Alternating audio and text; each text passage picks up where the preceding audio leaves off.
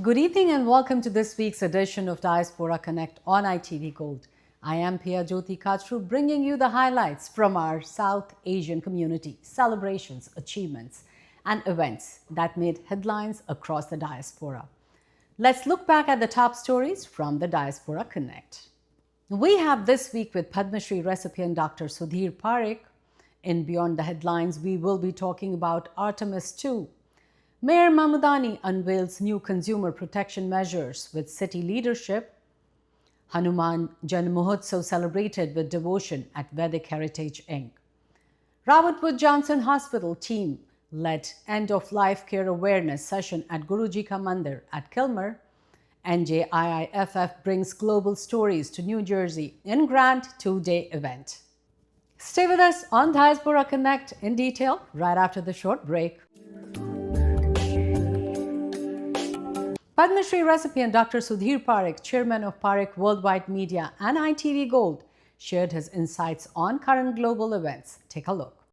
And now, time for weekly show with a passionate India lover, chairman of ITV Gold and Parekh Worldwide Media. Get ready for loving sharing from physician, philanthropist, publisher, and India advocate in This Week. Welcome to This Week with Dr. Sudhir Parekh. From a historic lunar flyby by NASA's Artemis spacecraft to high-stakes negotiations in Islamabad over a ceasefire in Iran and escalating tensions across Europe, the Middle East and South Asia, the week of April 1st to April 8th, 2026 has been packed with global developments affecting politics, economics and security. Dr. Parekh is here to talk to us about these developments. Thank you for joining us. Namaskar. Namaskar all ITV viewers. Dr. Parekh, a ceasefire has reportedly been reached in the Iran conflict this week after weeks of intense fighting. What are the key terms of this ceasefire and what role did international diplomacy, particularly Islamabad, played in brokering it? Well, I think this ceasefire is a very welcoming news for everyone, because war has to stop. War is not good for anyone. So, and I'm glad that Turkey and Pakistan and other countries, those who are negotiating this ceasefire, at least they able to convince both the parties to have ceasefire at least for 2 weeks, and they have some 10 points of negotiation. And negotiation has not started yet, but it will start probably in a day or so, and hopefully that will calm down all the this bombarding and killing of the innocent people will stop. And I think Strait of Hormuz will open up. That was the first condition USA wants from Iran, and what I understand that.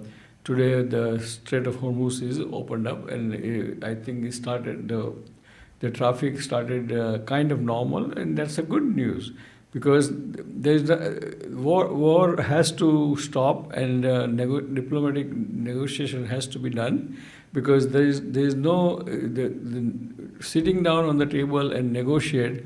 It's the most powerful weapon than any missile or anything else. Do you think this is the war of choice or war of necessity? And did this war bring about division in the Republican Party itself? Yes, I think this was a kind of war of choice. It was not war of necessity. They could have done without it, and yes. But I think with the pressure from the Israel, I think USA kind of agreed to go and hit Iran. And I think we saw in last 4 or 5 weeks, there's a lot of damages happened in Israel, in Iran, in Saudi Arabia, all the Middle Eastern countries. And their economy is completely shambled. And so there's nothing to gain right out of this thing. So I'm glad that now there's a ceasefire, and hope this ceasefire lasts longer than 2 weeks. Mm-hmm. What power does a country like Israel have over US and particularly over the President of United States? Well, I think Israel always wanted. Israel has its own kind of narrative or agenda, in a sense that they want greater Israel in the Middle East, and they want to make sure that none of the surrounding countries become too strong to challenge them. And so I think Israel has a lot of influence in the American politics, because they literally fund each and every politician, most of them, majority of them, and that makes Israel is very powerful. And that is, in a way, it's a good thing but sad thing too, and because it's unnecessary.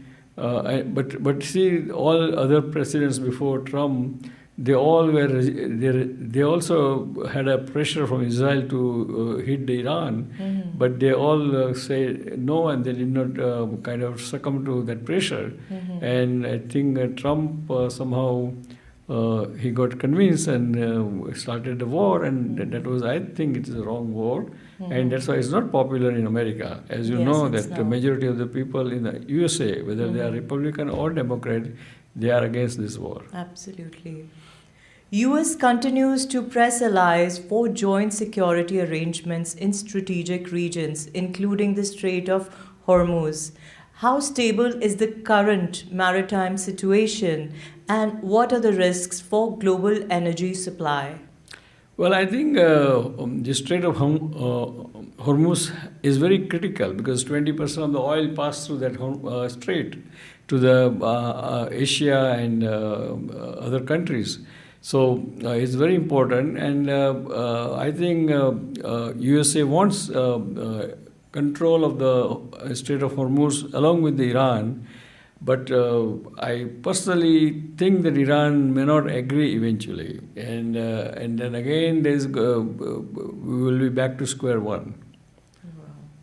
Pakistan has emerged as a central hub for these negotiations, with Prime Minister Shehbaz Sharif actively facilitating dialogue between the parties. How significant is Pakistan's diplomatic role in the historic moment, and what does it signal about the country's international influence? Well, I think by looking at Pakistan's the way they negotiated a whole thing, it looks like Pakistan has more leverage or more on the USA, and I think USA believes Pakistan is a more important country. Then we are not comparing with India or anything, but is more important country in their this Middle East equation. How has the relationship between Pakistan and Iran been? I think they have very good relation. Actually, they have signed a kind of NATO-like treaty with all Middle Eastern countries like Saudi Arabia, UAE, and everything.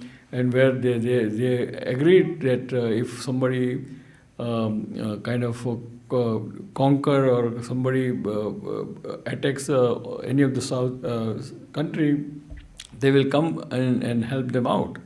So they have more leverage in Middle Eastern countries. Looks like that way.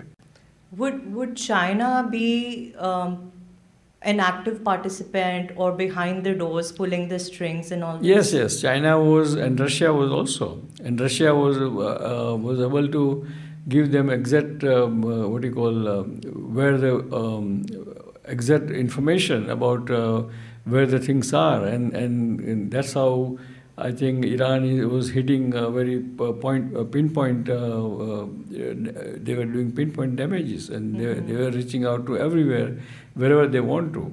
So I think Russia has a big role to play there. From India's perspective, what stance has New Delhi taken regarding the Iran ceasefire and broader Middle East stability? I think I'm sure government of India has welcomed this ceasefire because of this 5 weeks of closing down of the Strait of Hormuz. was affecting India because India is importing a lot of oil, petrol from the Middle East. Plus, India's almost 50% of the gas, liquid gas, is also dependent upon the Middle East. So, India was really in the bad shape right now in last 5 weeks, and I'm glad that there is a ceasefire, so that will hold downward direction of the India's economy. Because as you know that India rupees went up all the way to 95 last week. Now it's recovered again to 93 or 92, but that shows that our economy was really fragile and affected by this war. And I'm glad that there is a ceasefire. Global inflation continues to be a major concern, especially in Europe and North America, while emerging economies like India balance growth with rising costs. How should countries approach fiscal and monetary policies to avoid prolonged economic instability? Well, I think every country has their own way of dealing with the economy because every country is different. Their situation, internal situation is different. Their manufacture or different sectors of the economy is different. So every country should you cannot compare and say that one country is better than another. But I'm glad that economy always remains good as long as it's not too much under the debt. And if you are under debt, then government end up paying a lot of money in the interest only. And therefore, debt economy is not good. And I'm sure every country has their own way of balancing out their economy. Domestically, India is dealing with both energy and trade pressures from LNG deals to domestic fuel shortages. How do these economic factors interact with India's broader foreign policy objectives? Well, again, we have to be very strong economically. And only way you can be strong when the oil prices get stabilized, gas prices get stabilized.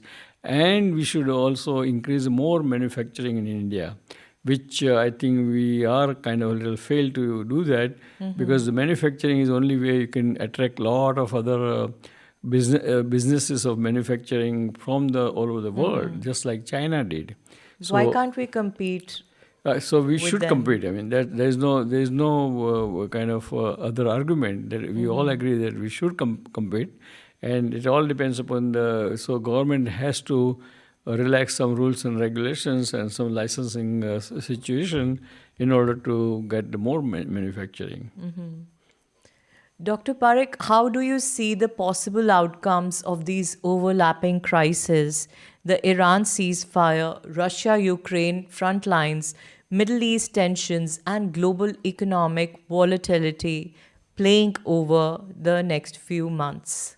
I think it's very sad situation and very unpredictable situation. Even USA has $38 billion debt. I mean, $38 trillion debt, and that debt is also is not sustainable because USA pays almost $1 trillion in interest only. Wow. So that shows that even our USA economy is also very bad, in a not great shape, and we have to reduce the debt in order to make the economy better. Finally, Dr. Parekh, how can ordinary citizens engage meaningfully in global issues from climate change to public health beyond just following the news?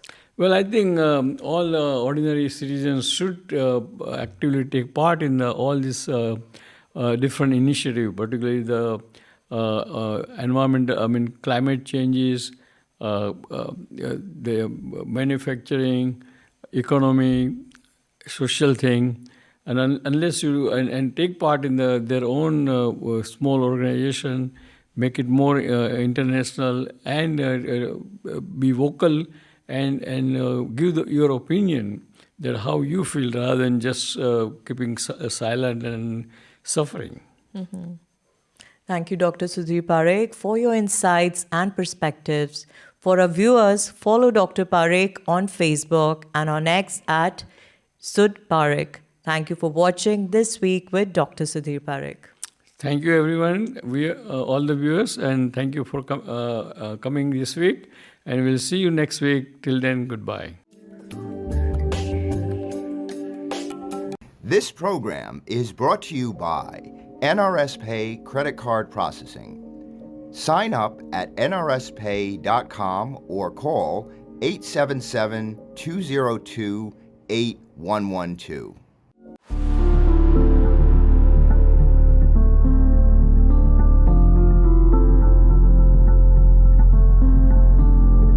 Welcome everybody. Today's video is all about one of the most important space missions of our time, and that is NASA's Artemis 2. Now, here's the key thing. This mission hasn't landed on the moon and it's not supposed to. Instead, Artemis 2 is designed to send humans around the moon for the first time in over 50 years since Apollo.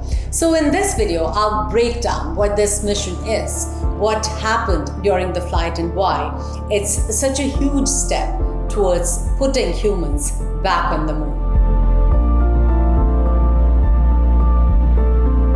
Artemis 2 is the first crewed mission in NASA's Artemis program. Astronauts will launch aboard the Space Launch System, the most powerful rocket ever built, and travel inside the Orion spacecraft. Here is the mission plan in simple terms. Launch from Earth, orbit Earth briefly, travel out towards the moon, loop around the moon without landing, return safely to Earth. The entire mission is expected to last about 10 days, testing everything needed before humans actually land again. The 4 astronauts selected for Artemis 2 are Reed Wiseman, who's the commander, Victor Glover, the pilot, Christina Koch, mission specialist, Jeremy Hansen, mission specialist from Canada. And this crew is historic. First women to go this far into space, first black astronaut on a lunar mission, and first Canadian to travel to the moon. So this mission isn't just technical, it's a major moment for representation in space exploration.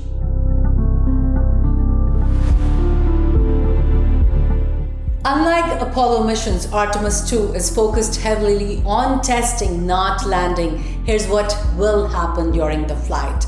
Testing life support systems in deep space, practicing navigation far beyond Earth orbit, checking communication delays and stability, passing behind the moon, causing a temporary blackout, capturing images of Earth from deep space at its farthest point. Orion will travel roughly 4,600 miles beyond the moon, which is farther than any human spacecraft has gone before.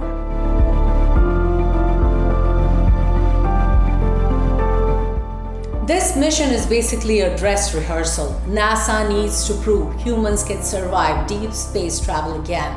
The Orion spacecraft is safe.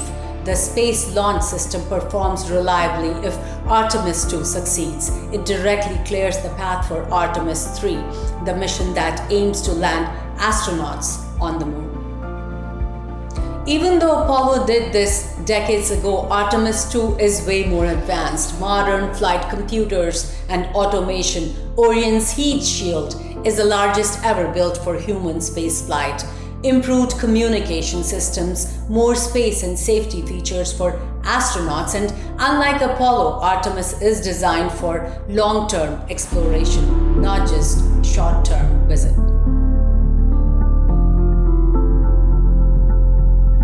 Deep space is still incredibly dangerous. Astronauts will face higher radiation levels beyond Earth's magnetic field, navigation challenges over long distances, extreme heat during re-entry, reaching nearly 5,000 degrees Fahrenheit. That's exactly why this mission is so important, to solve these problems before landing missions begin. After looping looping around the moon, Orion will head back to Earth.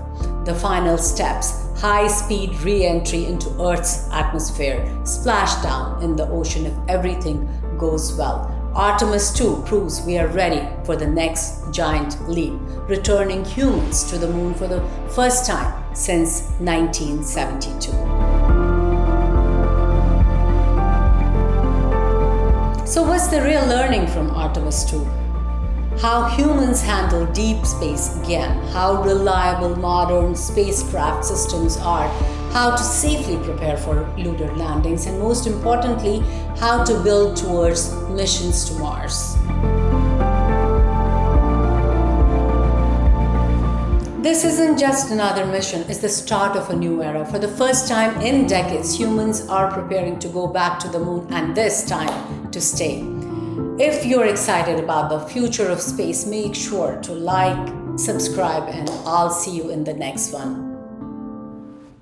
This program was brought to you by NRS Pay Credit Card Processing. Sign up at nrspay.com or call 877-202-8112. Mayor Mamadani announced a new set of consumer protection initiatives today, joined by Deputy Mayor, SU and DCWP Commissioner Levine. The measures aim to strengthen safeguards for residents, crack down on deceptive business practices, and improve transparency across key services. Let's watch some highlights. It is such a pleasure to be here. Wow. Okay, there they are. I was just sharing that I recently watched Zootopia 2, so this is really coming to life for me. I am happy to be here with my friends, as well as the Red Pandas here at the Prospect Park Zoo, to announce a major win for immigrant-owned restaurants and small businesses across New York City.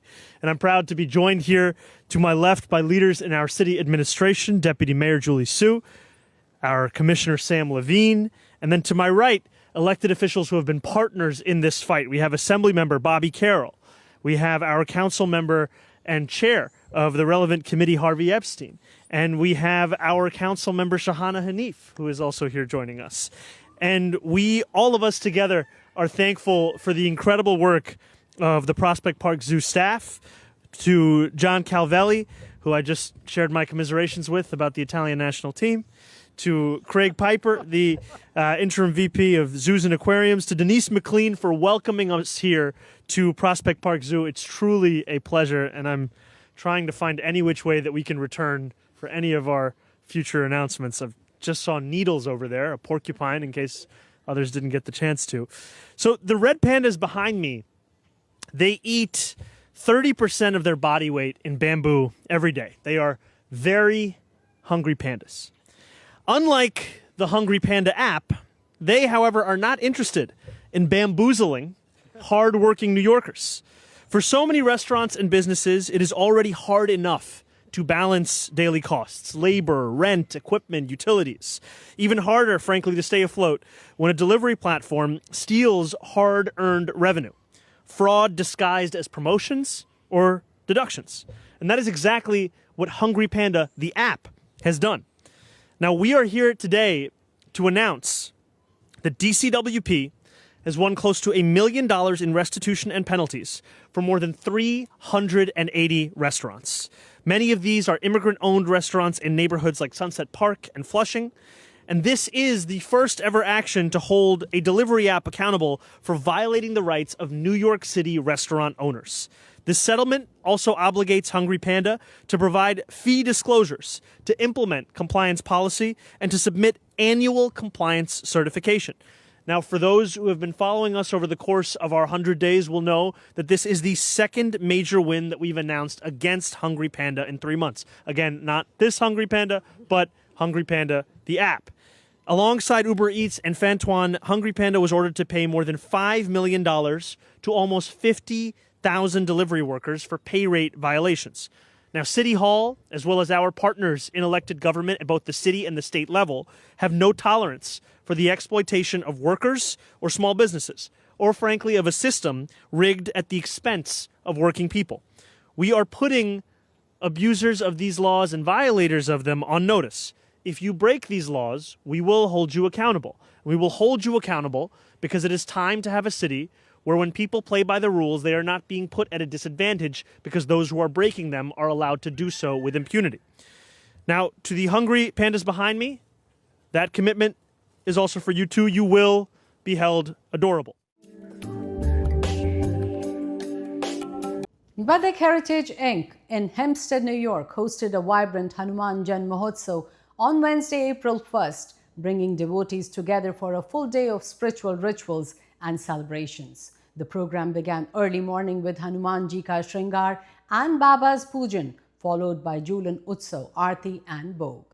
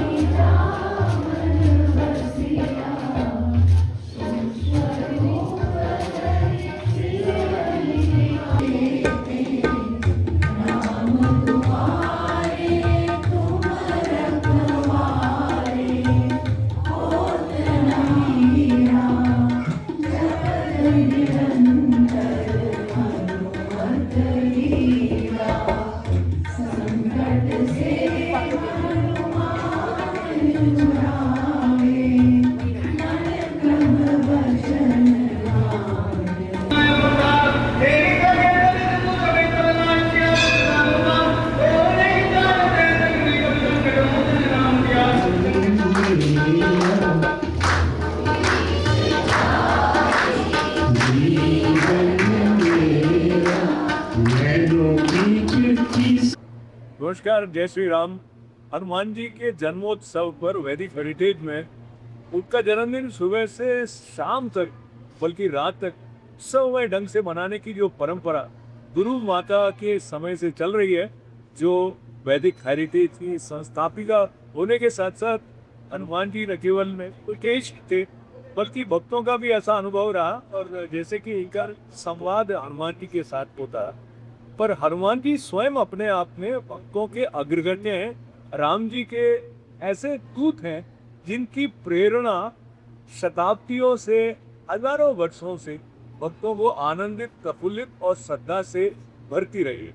तो आज यहाँ जो आयोजन हुआ उसमें सुबह 5:30 बजे से हनुमान जी के पूजन को लेकर, उसके बाद दोपहर के समय में जो हनुमान चालीसा है उसकी 108 आवृत्तियों का सामूहिक रूप से पाठ किया गया। यानी पूरे दिन एक उत्सवमय वातावरण रहा। और उसके बाद सुंदर कांड को आधार बनाते हुए एक विशेष हवन का आयोजन करने की परंपरा भी यहाँ रही है। और जिस समय हम बात करें इसके बाद शाम की जो संध्या होने वाली है उसमें भजन भी होंगे, तीजन, और साथ ही एक परंपरा यहाँ के जो हनुमान जी को अलंकार धराए जाते हैं वो भक्तों तक पहुंचे, उसकी भी एक प्रक्रिया रहती है। पर मुख्य बात यह है कि हनुमान जी का पूजन जिस तरह से वैदिक हेरिटेज में होता है उस तरह से कई स्थानों पर बल्कि पूरे विश्व में होता है। और जब हनुमान जी को याद करते हुए हनुमान चालीसा की प्रथम पंक्तियों को याद करते हैं तो कृपा जो गुरु की तरह करने वाले हनुमान जी है उनसे हम बल, बुद्धि, विद्या की प्रार्थना करने के साथ साथ पूरे विश्व में शांति की स्थापना सद्बुद्धि के साथ सब समन्वित रूप से कार्य कर रहे हैं, ऐसी भी प्रार्थना उनके जन्मोत्सव पर कर रहे हैं। तो वैदिक हेरिटेज से अपने मित्र के रंजन प्रसाद जी के साथ मैं हूँ अशोक व्यास। आज यहाँ पर हनुमान जी का बर्थडे या हनुमान जयंती उत्सव है। बहुत मंदिर बहुत ही खूबसूरत से सजाया है। सुबह से कार्यक्रम चल कर रखा और से हर सामने बहुत सुंदर आयोजन। जो लोग अभी तक नहीं आए अभी भी आ सकते हैं, फिल्म का आनंद लीजिए। हो जाए कि दान बाबा मग एक कटेगा नहीं बाई चांस इसीलिए हम मंदिर के संस्थापित मतलब शरण सरस्वती जी का जन्म पर इनकी तिथि के अनुसार तो दो बर्थडे सेलिब्रेट हो रहे हैं ये जो Jai Shri Hanuman. This is Nayan Mitra. I'm delighted to welcome you all to our temple. Today is Baba's birthday and Guru Ma's birthday. So we have huge celebrations every year like no other temple in the world. We did 108 Hanuman Chalisa Font, we did Sundarkand for Havan, and now we will do a bhajan program, and after that we'll have Mahabhog and Mahaprasad. And today you can see the Mahashingar also. Baba is amazing, looks amazing, and his life in front of us along with Guruma. This birthday is also today. So thank you all for coming and come regularly for that. Thank you. Jai Shri Hanuman. I've been as a Bhakti, one of the volunteer devotee of this Vedic Heritage Inc. Hempstead. Today we are celebrating Hanuman Jayanti with many people. They have come from far and wide to celebrate with us. With Guruma's blessings and Hanumanji's blessing, everything is going smooth. We started early morning, 7 o'clock onwards, having Baba's birthday with धूमधाम से हम लोग कर रहे हैं. अभी तो सब लोग gather हो गए after the Havan. They're all here to celebrate Hanuman Jayanti. Come and it is not too late. Come and join us. Enjoy with us. Jai Shri Hanuman. Happy Hanuman Jayanti.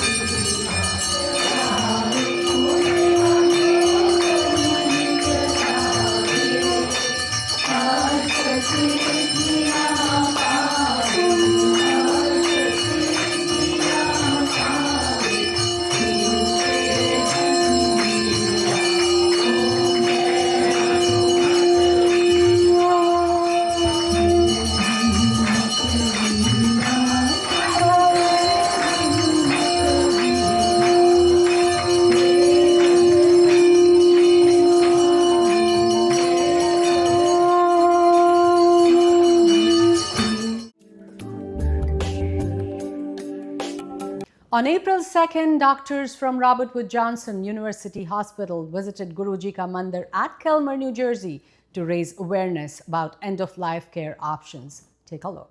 मैं emergency doctor हूँ Robert would Johnson hospital में जो यही है new Brunswick में. बहुत busy hospital है. Level 1 trauma बुलाते हैं उसको. बहुत सिक पेशेंट्स आते हैं. Cardiac arrest, heart attack, stroke, car accidents, gun shots, सभी पेशेंट्स वहीं आते हैं. मुझे दुख होता है कि गुरुजी की भी बहुत संगत आती है, लेकिन गुरुजी की मिरेकल से मैं कभी उनको बहुत बीमार नहीं देखती हूँ. गुरुजी सबका ख्याल बहुत अच्छे से करते. That is why we are believers of Guruji. Me and Dr. Sengupta have seen miracles of Guruji, and we believe firmly that he is literally the healthcare guru for us. पर क्या होता है जब आप लोग अस्पताल आते हैं? They ask a very important question to you कि आपकी इच्छाएं क्या है? अगर end of life decision बनाना हो, आपको क्या चाहिए? क्या आप चाहते हो कि कोई आपको आप पे अगर CPR करना है वो कर सके? क्या आप चाहते हो कि कोई आपको अगर कोई दवाई देनी पड़ी वो दे? आपकी क्या इच्छाएं हैं? हम हमारे हिंदू कल्चर में हम ज्यादातर इंडियंस इन बातों को हम बात ही नहीं करना पाते. We don't want to talk about end of life. We get scared. My own parents are here. They are 80 plus. And whenever I talk to mom and dad, Mom, what would you like? God forbid, if your heart stops beating and I have to do CPR, she says, why are you talking about when my heart stops beating? I'm like, Mom, I don't want your heart to stop beating. But if it does, what would you like us to do? Because a lot of other patients know. They know whether they want CPR. They know whether they want what kind of treatments. So it's very important to discuss this.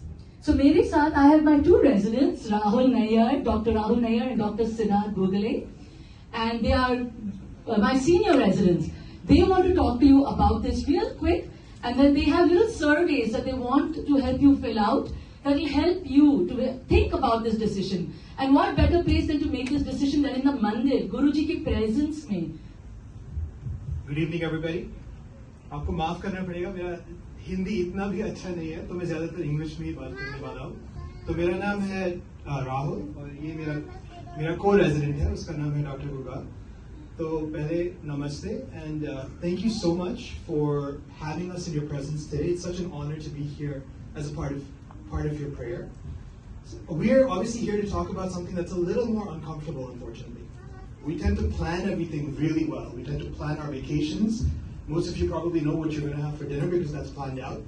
The one thing that we don't tend to plan out is our goals of care at the time that we're very sick and the time that we're nearing death, unfortunately. So I'm going to hand it over to Dr. Brugal, who's going to talk to you a little bit. Yes, thank you for welcoming us.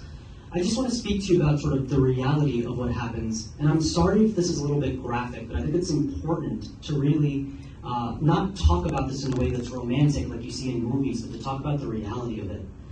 So CPR, when you come in and your heart stops beating, you either have a big machine called a Lucas, or residents and doctors like myself or Punjabi pushing hard with all of our might on your chest to try to manually pump blood. Your ribs will break, your lungs will collapse, your sternum will break, there will be cardiac injury. Then if you can't breathe, we put a tube down your throat and put you on a machine that's going to breathe for you with no guarantee that you may ever come off that machine. And then we start you on really, really strong drugs that artificially sort of help you pump your blood and keep your blood pressure high. So we can do all these things if you want. But we want you to think about, is this really something that you want? What if I told you that at the end of doing all these things, the most optimistic data shows that you have a 15% chance of walking out of the hospital. More realistically, the latest literature shows it's 2 to 5%. So are you really saving someone's life, or are you just prolonging suffering? And then I want you to think about, if we don't think about making these decisions here today, when are you going to think about it? When you come into the ED, Dr. Punjabi and I would love to have this discussion with you, but we don't have the time. We see people talking one second and us doing compressions the next. And then God forbid we have to talk to your family about it. How will they respond? Think about the burden they might feel. So for everyone's sort of mental peace, I think it's better that we have these discussions out in the open, especially at religious centers like this. We also want to make sure that you know what your options are. So at the very basic form, you have DNR and DNI. DNR basically means that we're not going to be doing the chest compressions and we're not going to be delivering the shocks. The other one is do not intubate, which basically means that we're not going to be putting a throat down your neck and we're not going to be artificially ventilating for you. You can obviously still get oxygen, you can still get things like antibiotics, but these are more like the last-ditch efforts that you might not want. And then the other thing I want to bring up is a POLS form. So we have an actual example of a POLS form, which basically helps you document all of your end-of-life care wishes a lot more coherently in a form that can be given to a physician as well. So this is a lot of information. We've talked about DNR, DNI. You don't necessarily have to fill those out. You can have advanced directives that explain exactly what you want, where the line is, and what you don't want. And we're not going to make any life-changing decisions today. That's not the point. The point is just to start a conversation. And we want you to continue this conversation not only with your doctors, but also with your religious leaders, and think and reflect on your faith and what your faith says about living, and more importantly, what your faith says about dying, with dignity, with grace, with compassion. And so we're just here to be resources. We care deeply about, this is our community, this is where we feel most at home. And the data shows that immigrant populations like ourselves, we do the worst job at thinking about these things. And deeply religious people, like all of us, also do a poor job of documenting end-of-life care. So we want to change that paradigm. So let us be a resource to you. Let us answer any questions you might have. We've got pamphlets that we're happy to give out. And let us just continue this conversation. And we hope that this is a decision that you'll think about, and certainly don't have to make it today. We don't want you to make it today, but just reflect on it, and hopefully we can come to a conclusion. And I'll just say one last thing. There's a survey in this pamphlet with a QR code. We can help you fill that out, but if you could fill that out, it gives us a lot of valuable information about whether this is helpful and whether we should be doing more of this. Again, thank you for your time. Thank you for having us, and I'll give it back to Dr. Punjabi. The 8th New Jersey Indian and International Film Festival concluded successfully on March 28th and 29th, celebrating global cinema and cultural diversity across venues in South Plainfield and Edison, New Jersey. Organized by the Indian Arts and Culture Corporation, the festival showcased a curated lineup of international films, filmmakers, and collaborative programming with regional festivals.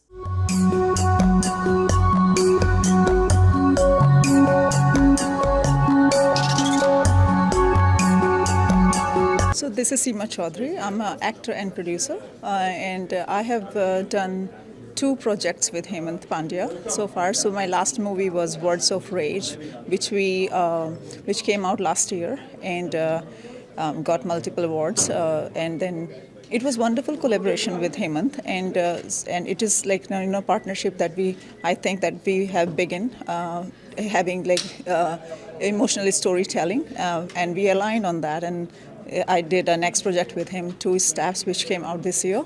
My name is Ashik Shahir. I am a filmmaker from India. I currently pursue MFA in film at Syracuse University. I am so excited. It's such a privilege to be a part of this film festival. My film, Suit, Char and Ashes, which is a 15-minute short film, is showcasing tomorrow. I have my crew with me here. This has been one of my personal stories, something that I wanted to share for a long time since I've been a student in SU. We sent this film to Italy. It's showcased in Rome. This film we screened in Turkey. Now it's having another premiere in New Jersey, in US, which is so exciting. It's about an immigrant mother and son, a son who is a victim of a gun violence. Hi, my name is Neeta Pednikar. I'm so excited today first of all for the NJIFF, and we also have a Marathi International Film Festival, which I'm the director on that, and excited to show all the short films on it, and hope everybody will enjoy it. And basically, I'm also here for the screening of 2 Steps, which is my Amazon debut director on it, and it is with the emotional reckoning. It's on the bullying. I hope everybody will enjoy this movie and appreciate for coming here. Thank you. So 8th year of New Jersey Indian International Film Festival. It's huge. 8 years is a long time. Tell me, what all have you seen in these 8 years, the selection of films that you do, the kind of filmmakers you meet, and also you have a film of your own which is doing the festival rounds. Congratulations on that. Thank you so much. Let's begin. Okay, the 8th year, it's a long year. We have seen lots ups and downs between us, but he's the one who is carried away up to the 8th year. And speaking of the films, we have seen so many films, short films, big films, all have been so creatively sent from all over the world. And then come to my film. It took me a long 10 years to come to this stage. Wow. And this is all because of him. When you see the movie and just give me the review, I just need the review, whether it's a critic or whatever. I'm just waiting for this. You can take it. और आप तो backbone हैं इस film festival. Yeah, as you know, 8 years when I came here in New Jersey, all the film festivals were happening in New York. Right. New York South Asian Film Festival, New York Indian Festival, New York Festival, New York Film Festival. There were none. New Jersey, there was no festival.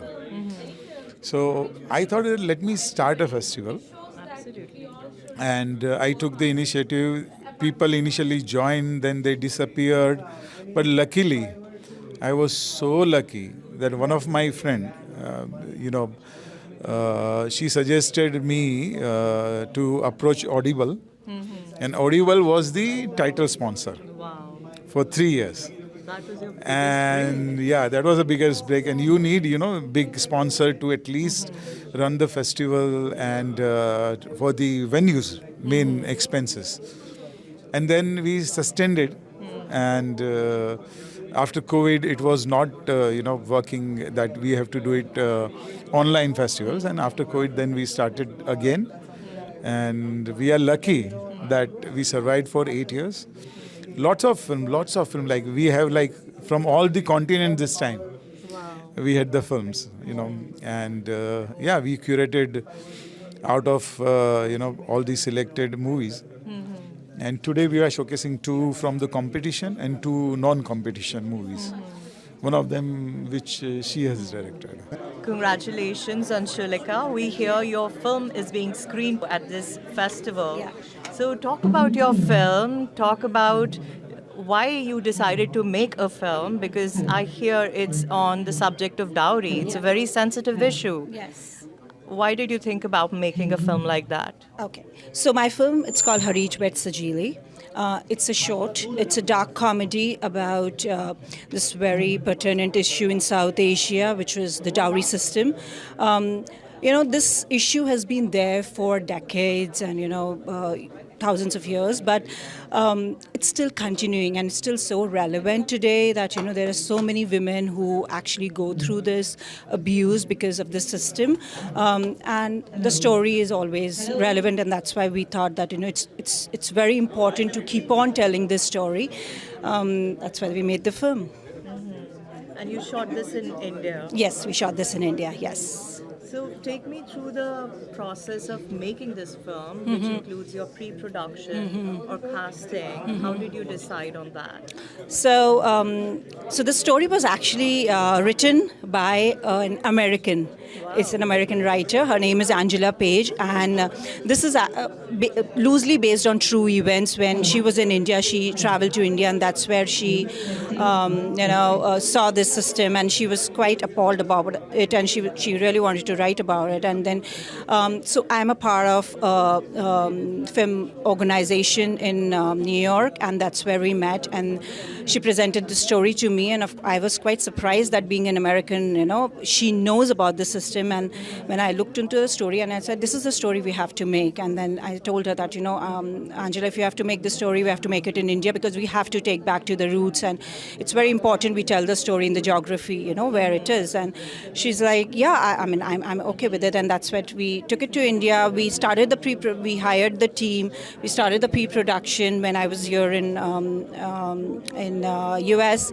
Then I traveled to India, and then we started with the casting. I play Laila in the film as well, because Angela was very sure that I play one of the very important characters in the film. Are you the mother-in-law by any chance? No, I am. That's an interesting take. People have to watch the film for that. But so there's no mother-in-law, by the way, in this film. Yeah. So that's why I'm saying it's a very different take on. I'm just wondering who's doing all these Yes. demands? So I think that's very important. That's a very different take on the film. And so whosoever has watched the film has said that this is the very first time we are seeing very different take on presenting it. Sometimes what happens when we present the dark, when we present the important topic or a serious topic in a very serious way, people just not able to get it. But if we present it in a way where it is a satire, then it really hits people. So this is the film about that. And then we decided on the casting. We did the casting. We did everything there. When we shot in, actually this is shot in Bangalore, though the film is set in UP, in Uttar Pradesh, but the entire production happened in Bangalore because my team is back in Bangalore who shot this. And this has traveled around the world actually. It started last year. We opened up here in DC, and then we traveled around the world. It's actually screening next week in LA. So I'm very excited to be here and to present this to our audiences in New Jersey, where I live. And that's a wrap on Diaspora Connect. Send community news to events@itvgold.com or pi@itvgold.com. Follow ITV Gold on Facebook. Subscribe on YouTube. Read News India Times at newsindiatimes.com or call 212-675-7515 to subscribe. This is Pia Jyoti Kachru signing off.